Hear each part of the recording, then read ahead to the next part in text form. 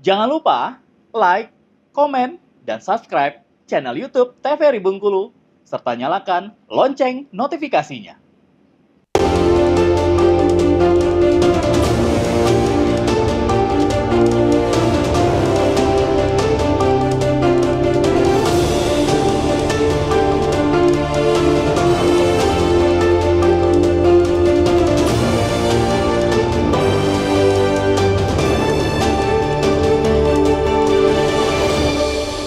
Baik, kembali pemirsa di Berndo TVRI Bengkulu untuk hari ini tentunya, dan kita masih berbincang mengenai tema kita yaitu penanganan sampah dan juga limbah Kota Bengkulu. Bersama dengan narasumber kita ada Bapak Ridwan selaku Kadis Lingkungan Hidup Kota Bengkulu, dan juga ada Bang Ali Akbar selaku Ketua Kanopi Hijau ya.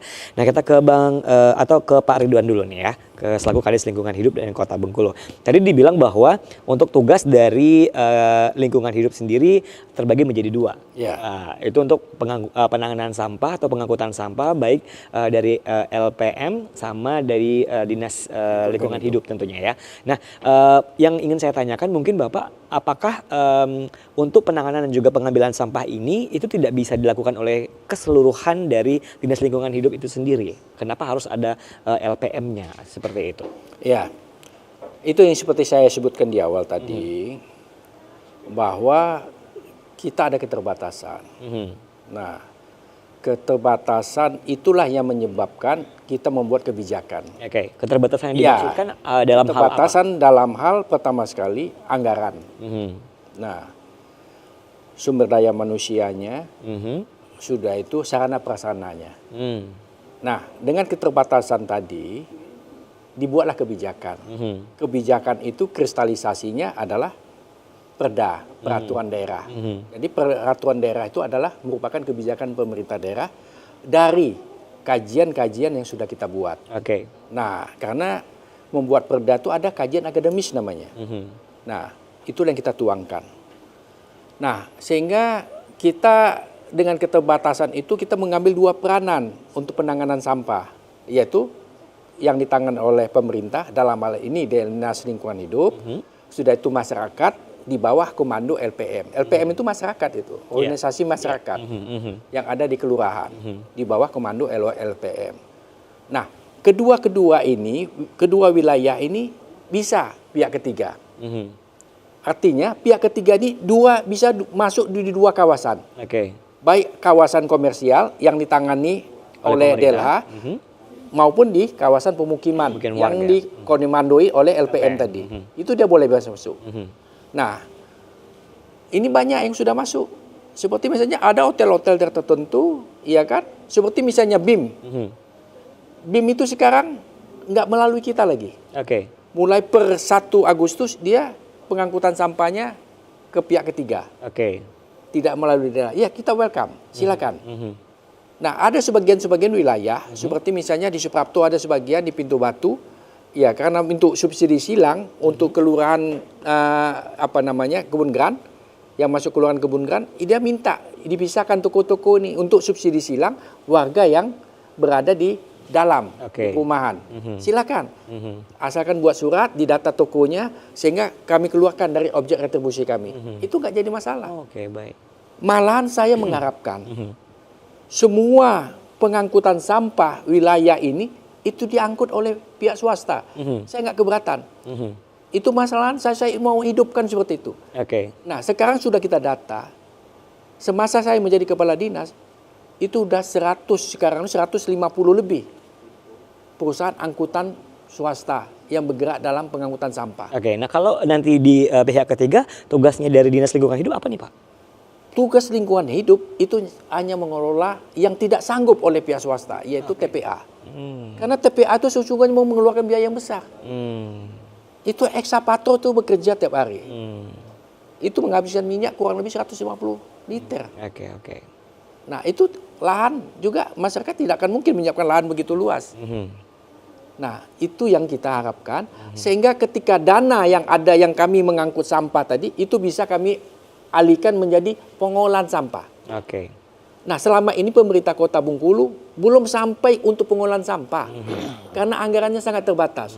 Kita masih berkutat kepada pengangkutan. Pengangkutan dan penampungan sampah. Pengangkutan sampah saja kita masih keteteran untuk biayanya.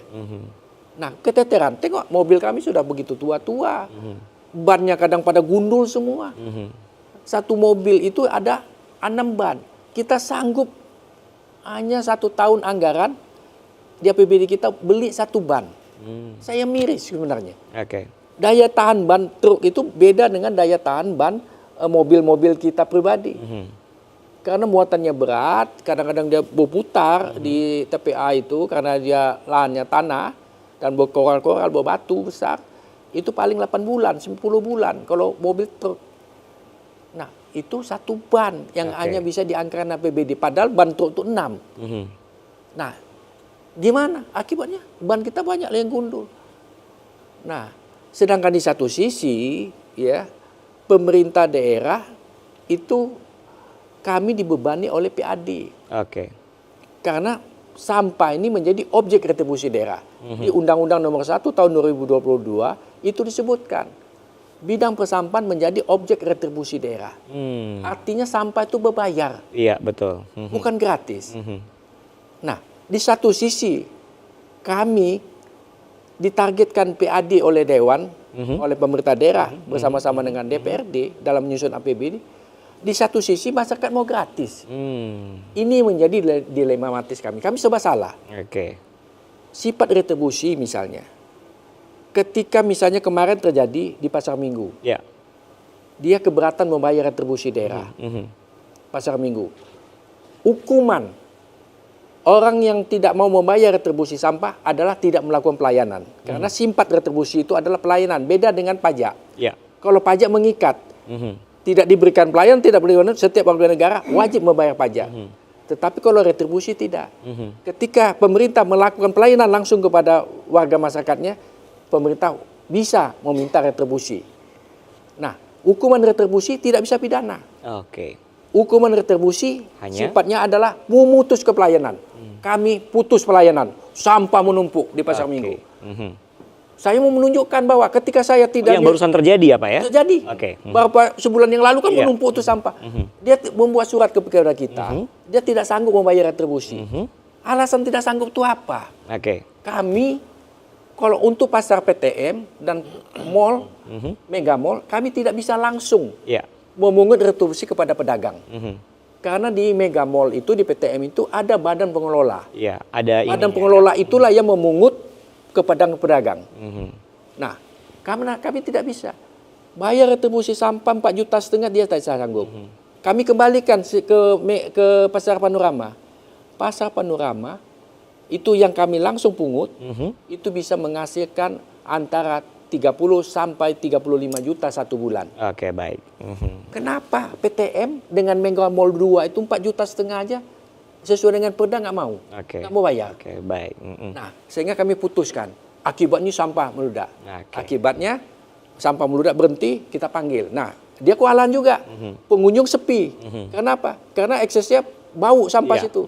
Nah, itu akibatnya. Oke, baik. Nah, itu yang menjadi permasalahan bagi Oke, kita. baik. Tahan dulu, kita ke Bang Ali Akbar nih. Menyikapi yang barusan dibilang sama Pak Ridwan, tentunya untuk masyarakat sendiri sebaiknya nih. Masyarakat seperti apa? Apakah untuk wajib membayar retribusi itu sendiri, Bang, atau menolak untuk retribusi ini sendiri, gitu? Seperti itu. Kalau menurut dari masyarakat, pendapat masyarakat dari Bang Ali Akbar. Ya, konsepsi awalnya udah benar tuh ya. Bahwasanya ini jangan monopoli oleh pemerintah, oleh negara dalam mengelola. Konsepsinya itu sudah benar tuh. Makanya ada LPM ya. Ya. Kalau di desa namanya itu BPD gitu kan. Karena di kota ini tidak ada pemilihan anggota BPD ya, jadi namanya LPM. Ya. Gitu. Dan ini harus kita tuntaskan tuh, benar kan kayak gitu. Terus kita evaluasi. Saya agak kuat misalnya bicara tuh kita ini di dalam semua pekerjaan yang harus dilakukan itu adalah MEL, monitoring, evaluasi dan learning. Nah, proses ini gitu. Kita menyalahkan warga, menyalahkan rakyat karena nggak mau bayar retribusi. Persoalannya di mana? Oke. Ini yang harus kita lihat. PTM tidak mau bayar retribusi, persoalannya ada di mana? Kan Menurut kayak Abang gitu. persoalannya di? Bisa macam-macam, bisa orang yang katanya seminggu 2 kali ngangkut, tetapi dia ngangkut seminggu sekali, gimana kita Oke. paham, ya kan? Oke. Terus sampahnya agak sedikit. Berarti kita banyak. cari dulu inti Permasalahannya permasalahannya. apa ya? gitu? Oke. Saya punya pengalaman secara personal misalnya ya. Satu kali saya biasa memilah sampah di rumah saya itu yang kering saya taruh dalam Ya. satu plastik yang bisa didaur ulang, saya taruh di situ gitu kan. Yang basah saya taruh di situ. Beberapa bekas-bekas makanan kami sampaikan ke tetangga karena di tetangga aku itu ada orang yang mereka memelihara itik. Jadi tetapi itu tidak dilakukan oleh semua orang ya. Nah satu waktu kayak itu ada jumlah sampah yang sedikit lebih besar, lebih besar karena kita sedang melakukan sesuatu di rumah terus kita tumpuk. Dia bilang, oh ini bukan sampah rumah tangga, ya kan? Kata pengelola sampah ini bukan sampah rumah tangga nih katanya. Jadi ini kan Anda lagi bikin apa tuh? Lagi bikin plafon ada bekas-bekas kayak gitu. Ini bukan sampah rumah tangga. Terus saya nanya ini mau taruh di mana? Mau dibuang di mana? Mau dibuang kemana? Kayak gitu loh. Itu kan satu proses evaluasi yang harus kita lihat. Kalau misalnya kita menyalahkan rakyat ini salah, kesadarannya kurang. Itu yang ngangkut LPM? Itu dia di bawah supervisi LPM. LPM tidak mungkin dong LPM melakukan pengangkutan gitu. Tapi dia di bawah supervisi. Di bawah komando LPM. Dia menggunakan pihak ketiga yang punya kendaraan, orang per orang yang punya pickup kayak gitu. Itu benar. Tetangga saya sampai mau berantem dengan petugas yang angkut sampah gitu kan. Karena dia bilang kayak begini. Ya, dipilih-pilihnya sama mereka gitu. Nah persoalan-persoalan ini kan seharusnya didiskusikan, dibahas gitu, di LPM-nya dibahas gitu. LPM ini kalau hanya mereka yang membahas, kerok deh. Artinya DLH misalnya dalam proses supervisi itu, dalam proses evaluasi itu dia juga turun kayak gitu. Terkait dengan DPR misalnya, cuma bisa menganggarkan satu ban, nggak masuk akal juga DPR itu kan, bisa kayak begitu kan? Baik. Kenceng-kencengan dong kayak ini harusnya eksekutif berdebat ke DPR, kan dievaluasi setiap tahun. Betul. Kalau misalnya dibilang mobil dinas mau baru, ya kan? Setiap periode mau ganti. Mobil sampah nggak diganti, ya kan? Ban cuma satu, gitu kan? Ini kerjaannya nggak masuk akal. Jadi DPR ini nggak masuk akal. Kalau kita bilang nggak ada otaknya, marah nanti sama kita kan kayak gitu. Tapi kan kita bilang tawaran Anda itu nggak masuk akal. Kami punya berapa sekarang? 30 mobil 30 truk. kendaraan. Umurnya itu berapa? 10 bulan. Harus ganti. Bila perlu, anggota DPR tuh suruh jadikan ininya, Supir. pengadaannya. Biarin dia juga kan, karena suka juga kan kayak gitu kan. Jadi maksudku, nah proses itu. Nah, tetapi ketika proses evaluasinya tidak dilakukan, terus kita mencari kambing hitam.